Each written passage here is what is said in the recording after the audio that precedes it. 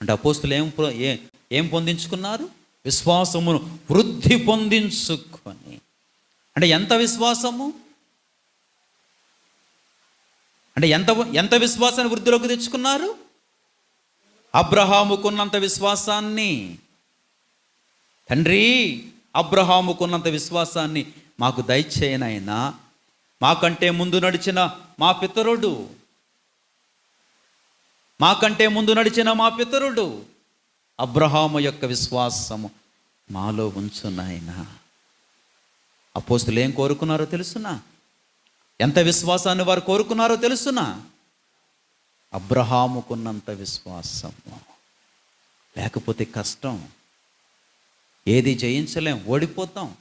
ప్రతి చిన్నదాని ద్వారా కూడా ఓడిపోతాం. ప్రతి సమస్య ఓడించేస్తుంది, ప్రతి సమస్య మనం జయించేస్తుంది. అది వాడికి ఎవరున్నారు? దురాత్మల సమూహం. ఆ సమూహంలో